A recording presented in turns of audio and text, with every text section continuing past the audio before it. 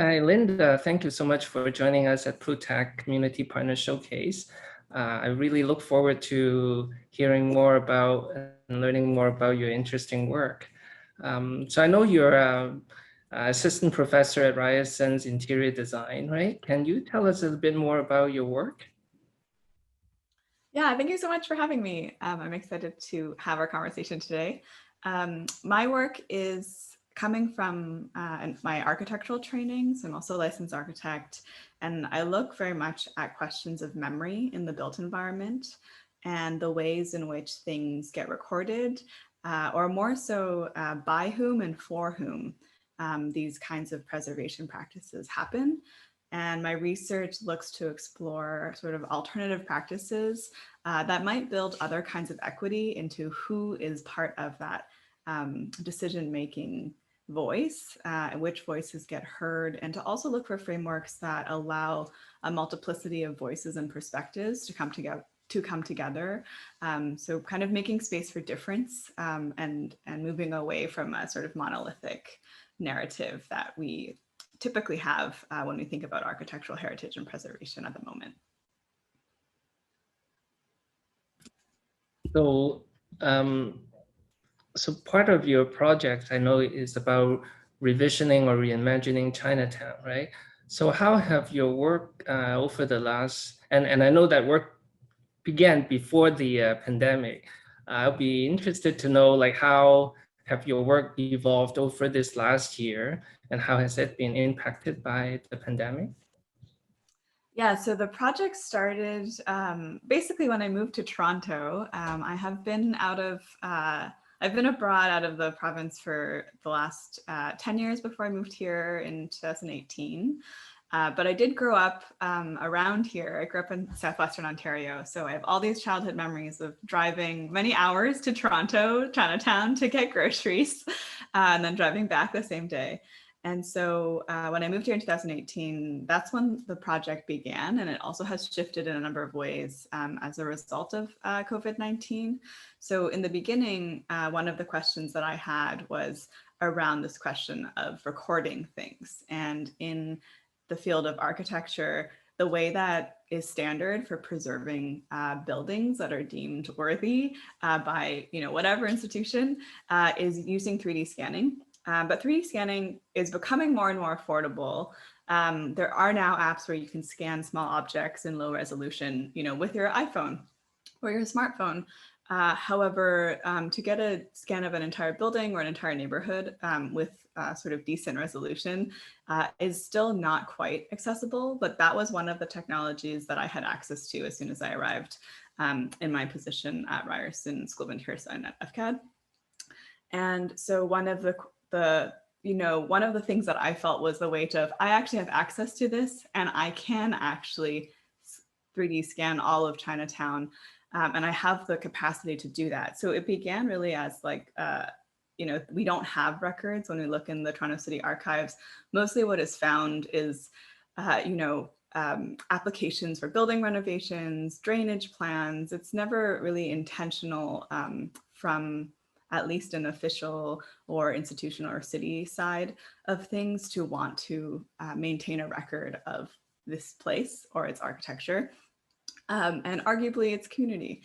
And so I began, as soon as I got here, 3D scanning Chinatown East and Chinatown West every year just to have a record. So part of it is I just, for as long as I can probably, I'm curious, say in 10 years, what that record might tell us, because we haven't had that before to be able to actually look and see things. And then on the other hand, there was this sort of question of, okay, well, if I can scan these buildings and then I have the record, what do I do with it? What is the what's the best way to make it more accessible? Because I could say not donate it, but sort of give it over to the Toronto City Archive and everyone can access it, but still not everyone would access it. You would still need the right technology to be able to open it and view it. Not everybody feels comfortable going into a city archive. It is also an archive. It's not living in the city in certain ways. So I wanted to use kind of somewhere between maybe a spatial practice and artistic practice as a way of actually putting it into the hands of people. And so I'm just going to share screen. This is sort of the first project that emerged for in-person interaction pre-current times of social distancing. This is actually currently on view in Vancouver at the Griffin Art Projects as part of a larger group exhibition called Who's Chinatown? And it will be on until May 1st, 2021. Mhm. And so here you can actually see these are 3D prints of all of those buildings from Chinatown East that I mentioned before. And what I had done with this, I'm just going to change my screen for a second, is I basically made it into a board game. So I wanted to, in some ways, literally put the 3D scan into the hands of people. So you can literally hold it in your hands. But the other question was I wanted to sort of spur conversation around the architecture of Chinatown and for people to actually have dialogues about it and discuss it and think more critically about it. So it's a 2-player game. So you have to talk to somebody else. And it in a sort of gallery setting, it might be a complete stranger. In a workshop setting that might engage a particular community, it might be someone that you know very well already.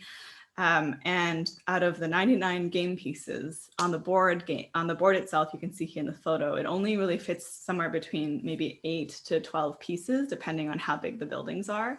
So you actually have to make a choice of what you think is worth preserving. So the project is called Your Future Heritages of Chinatown East.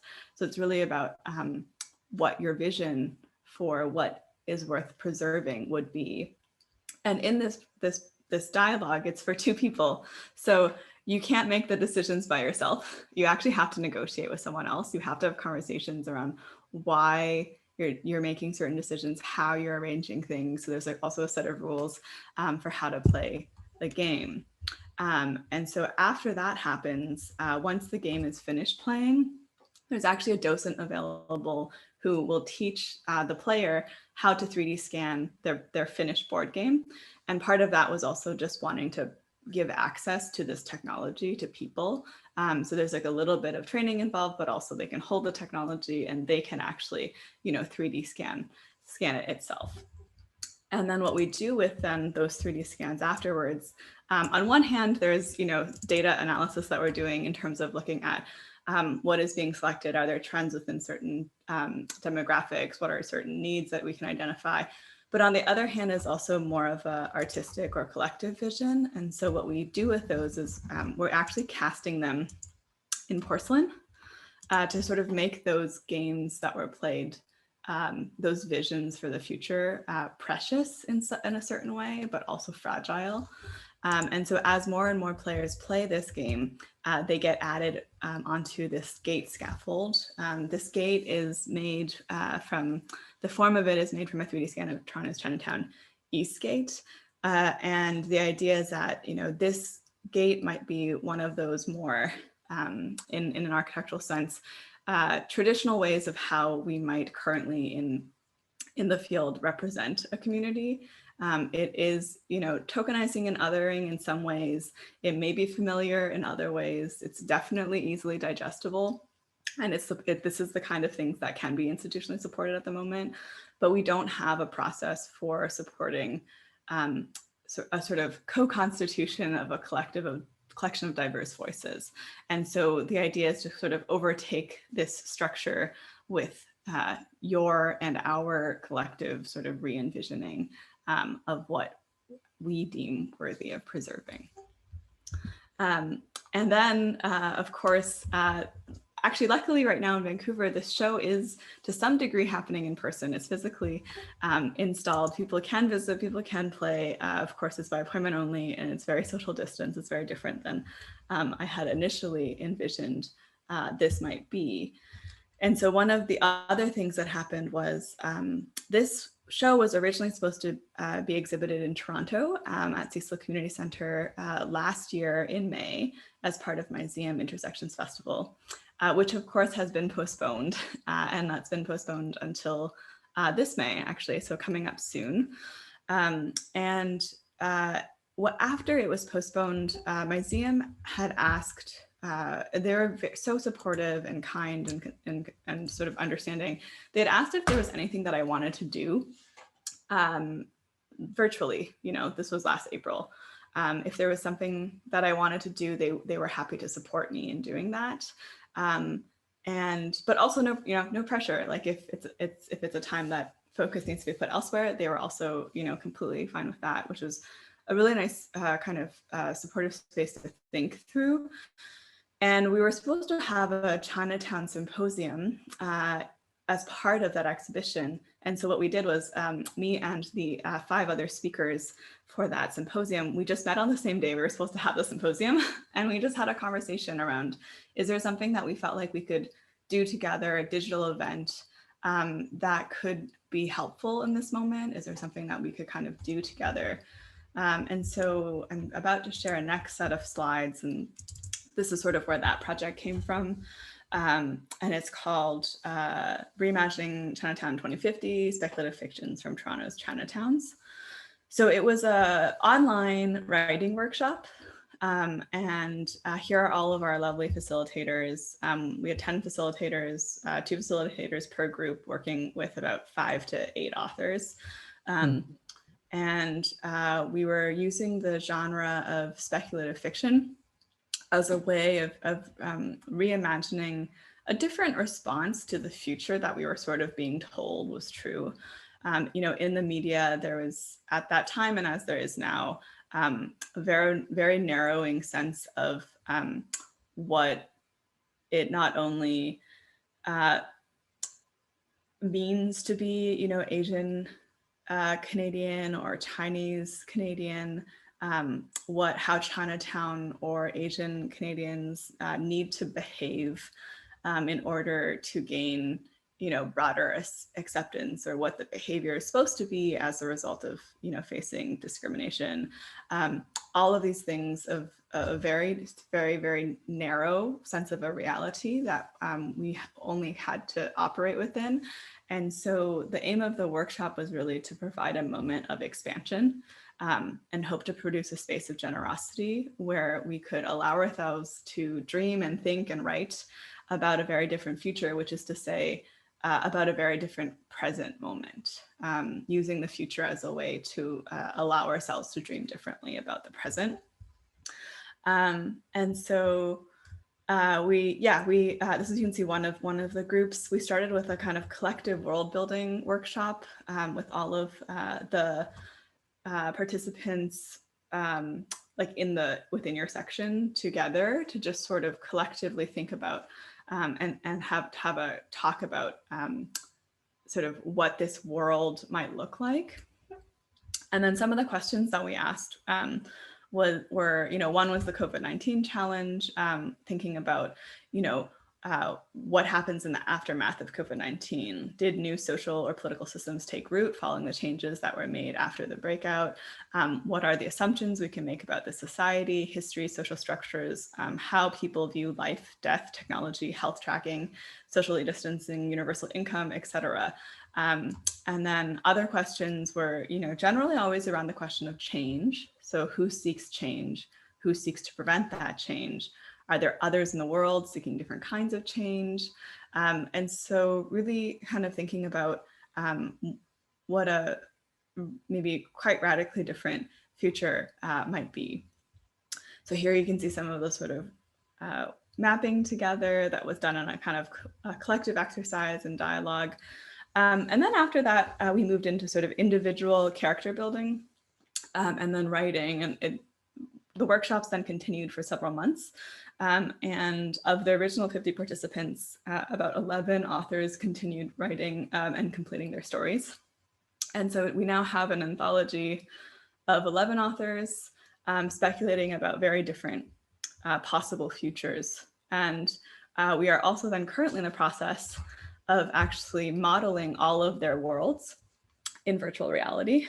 And all of the virtual reality worlds are constructed from 3D scans of present day Chinatowns. So here you can see one of those VR spaces, which eventually will also be narrated. If I can skip forward.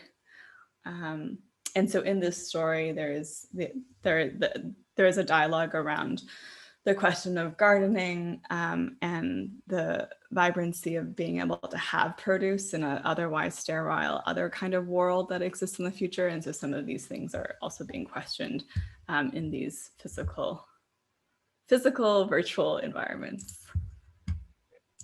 Wow. That's both like incredibly ingeniously innovative and moving, really. Is there like stories that will be you can share or gonna be available to the public soon? Yeah, so this anthology will be released soon to the public. The date is not yet confirmed, but it will be within the next year, possibly fingers crossed for intersections in May. And so if folks go to www.reimaginingchinatown.com, you can stay tuned in there once it's available for to the public. I'll post in there, how to reach it. We haven't figured out all of the details, but we're trying to make it as accessible as possible in terms of also the price point, and then basically any cost would just really be to cover, shipping out to people, cost of printing, and any proceeds, if at all, would go back into the community. So we're really hoping to share those stories shortly as well. I can maybe share an example of one which we saw a kind of fun sketch of earlier as well. One of the stories is called Chinatown Island. I'll share screen again. And the author is writing about a future where Chinatown becomes socially distant from Toronto. And so where Chinatown Island was is where Chinatown, is in 2050, and we have the, Chinatown Island BIA at that point. And it's a dialogue around a young girl who is actually growing up where Chinatown East is currently, but which is no longer Chinatown at that point. And her mother is telling her these stories about when this was Chinatown. And she's never been to Chinatown Island because the family doesn't believe this is the space for them. They believe this is the space for tourists. It's a Chinatown that would be welcomed by all Canadians, but was not necessarily built for the community. And so this young child is having a school field trip to Chinatown Island.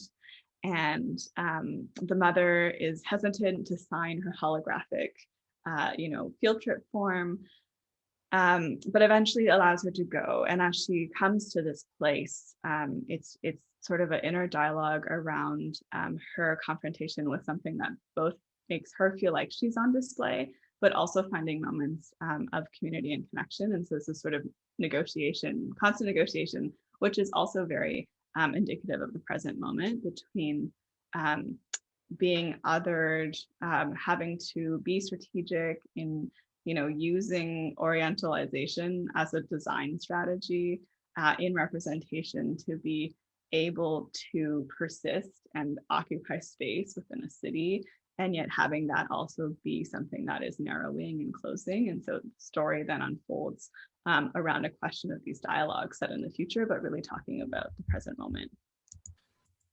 So these creative processes start, last year, right? So now we are over a year into the pandemic. How have you seen that continuing pandemic impact the work that you and your fellow collaborators, students have been engaged in? Yeah, I'm working with a team of amazing students on all of this. Of course, a lot of the work before was always very centered around taking these digital scans, this sort of digital content, and wanting to make it physical.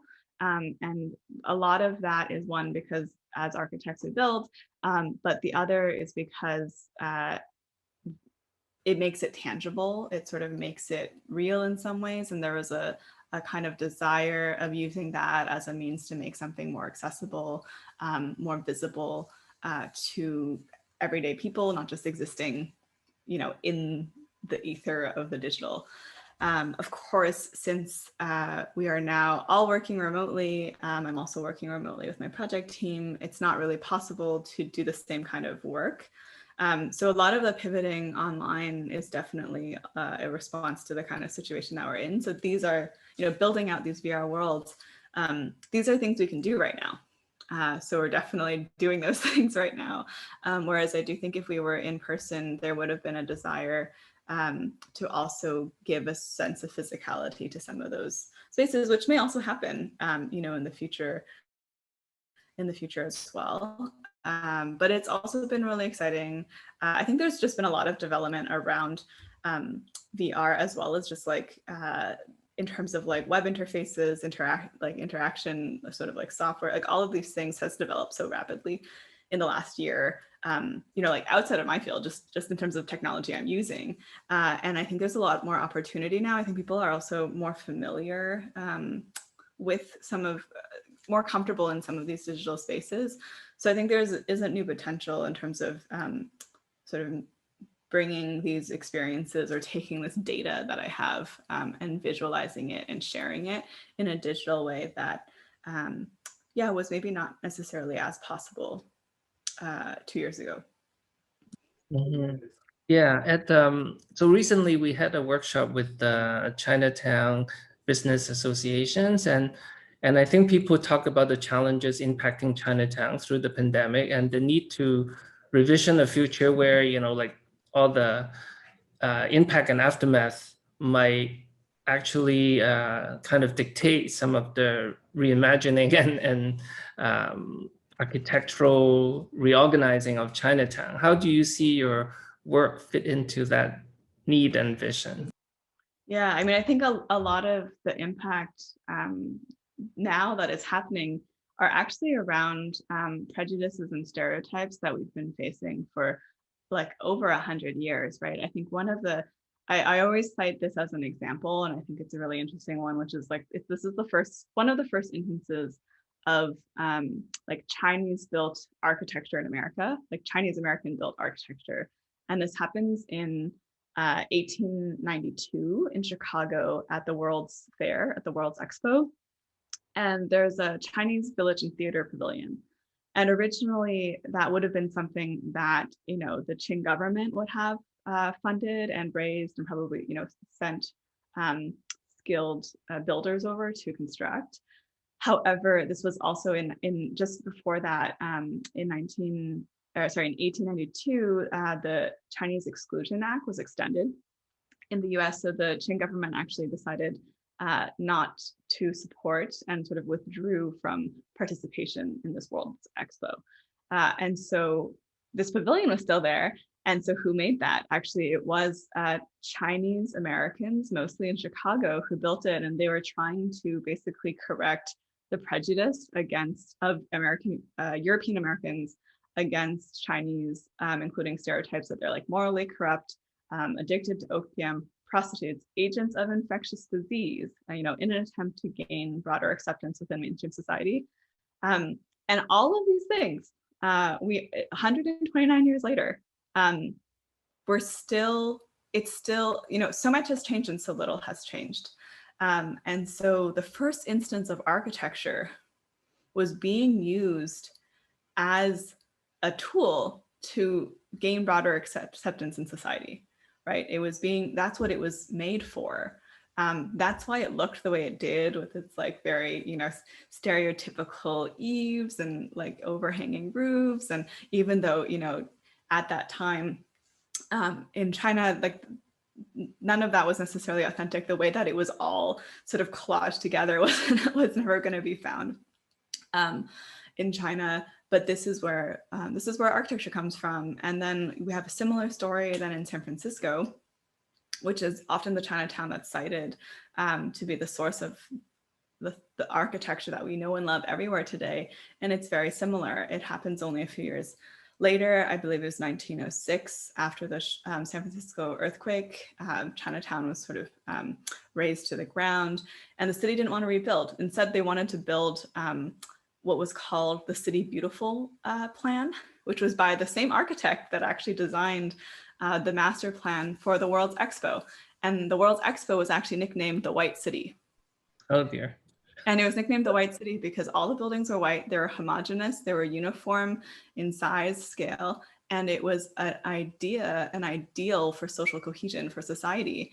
And of course, the Chinese pavilion was not part of the White City. There was a whole other, basically all of participation from all other countries that were not white that was actually arranged from Black to white, finally leading to the White City. That was sort of this extension outside of it, because that's where we were at that time. And so the same architect who made the White City also made the City Beautiful plan. Beauty is also often associated with certain ideals of uniformity, cohesion, repetition, homogeneity. And so Chinatown, San Francisco managed to sort of rally against that, both in terms of political and economic pressures, but also in architecture. And they hired white American architects who had never been to China before. There's very little literature on China before. One of the few instances of architecture they'd ever seen previous to that in America was this pavilion built at the World's Expo, but actually not from the Qing government, from Chinese Americans trying to correct stereotypes. And then that was used by white American architects in San Francisco to design a Chinatown that all Americans would also love. And if the broader society liked it, maybe that would ensure them a place where they're not expropriated. And then we see in Toronto, we had the Toronto fire was 1904, so 2 years before San Francisco, and it demolished the first Chinese neighborhood in Toronto, which was on York Street, south of Wellington. And then they redeveloped that into what is now Union Station. And so we did not manage to kind of be able to keep that neighborhood. But the community moved to what is now Old Chinatown, which was also expropriated starting in 1947 to build new City Hall, which is also, arguably also a beautiful ideal for some symbolic representation of the city. So this sort of like being considered, dirty or corrupt, agents of infectious disease, like these have been stereotypes that have been around for at least 129 years in North America, and have caused the community to be repeatedly displaced through time, over and over and over again. And it's still happening in Chinatown. And we might now call it gentrification instead, which is also a beautification project in a lot of ways. It's also a homogenizing project in a lot of ways. And that was, that's a major threat to Chinatowns across North America, even before the pandemic. And then of course, we could have predicted when COVID arrived, just as things had been impacted in 2003 with the SARS epidemic, there is this sort of long-standing prejudice and belief that then it's not safe to go to Chinatown because it's diseased or disease-ridden, this sort of this historic stereotype actually that is now largely impacting businesses and the livelihood of this community. And so as we think about, the architectural participation in this, it's kind of clear that I think we need a different way forward. It has being sort of self-strategic orientalizing or making our architecture and cultural more digestible to mainstream society has brought us some acceptance, sure. But if so little has also changed in all of this time, I think it's time we start thinking about other ways forward, because we don't want another 129 years of this to continue. Mm-hmm. So what opportunities you see in this as we move forward together as a community? How do you see us all like working together, collaborating? I think it's so important that, how art and design and architecture all comes together with, political and social justice reality as reflected in your work. So as we move forward, what kind of advice or suggestions you have for us to move forward together? So I would say that a lot of my work around questions of memory, commemoration, and these practices of preservation, which is also a question of representation within the built environment, are also very much informed by questions of like philosophy of memory. And there's a lot of amazing minoritized scholars who are doing very critical work, reframing the long legacy of how we view those things. And one of those is around subject formation. And so there's a, often a strong, in the West, there's a strong a sense of self-identity, and then there's like the self that's perceiving then everything else, and everything else, even subjects, are often considered as objects for one person's viewing. And a lot of the work of these scholars, whether it's from gender studies, queer studies, across a large spectrum of research, disability studies, there's always a question of co-constitution, where you're actually constructed in being seen, by someone else, and seeing you're all in a relation with each other. So there's an importance that we understand ourselves not as separate objects, but as embedded and enmeshed in either, an affective economy, or you might call it relationality. There are many different words that could be used for this. And so a lot of what I'm trying to explore in these kind of projects of sort of collective world building are questions of co-constitution. So how can we understand ourselves in relationship to each other, not as the only voice? How can we develop a framework where there could be multiple voices at the same time, and yet it still be a powerful vision without having to just choose one over another, which is what we tend to do. Is sort of, there can only be one thing, and then we just replace it repeatedly, is sort of where we've been at for a long time. And so that's both in terms of having multiple voices, as we hear in the stories. There are 11 stories, neither of them is more Chinatown than the other. And Chinatown's probably found in the silences between the stories more than even in the stories, but you can't hear the silences until you read the stories. At the same time, it's also about a dialogue with some of these official narratives, with the ways that things are being represented in mainstream society, because we're also not separate from that. And that was sort of the goal of having the gate in the physical installation is, we want to put this collective co-constitution of voices in dialogue also with what is the mainstream perception, or things that have historically othered us, in the sense of like, none of those things exist in silos. And so it's, trying to move forward for me is also about trying to find ways of maybe lifting up or uncovering some of these untold voices or stories, but then at the same time, trying to find a new way of understanding all of these together, where the complexity and nuances are actually the main part of what is being expressed, rather than that being a problem or that producing a lack of coherence. I think a good example is like in design. Good design is often, very clean, it's clear, there's a clear concept, but that's also inherited from a legacy of actually a lot of design principles come from Gestalt theory, which is a German from a German psychologist, and so it's inherited also from a sort of Western Enlightenment point of thinking. And so, like, why can't good design be nuanced? Why can't it be complex? Why can't it be contradictory? So finding frameworks for thinking about those things differently. I think, like, certainly we've learned the importance of interconnectedness, interdependence, and inclusivity in the challenges we face and having to deal with during this pandemic. So I hope that we can, capitalize and access more of the way that your work can help inform our future building together as a community as we move forward. So thank you so much for sharing your important work with us, Linda. Yeah, thanks so much for having me. Looking forward to working together, continuing so in the future.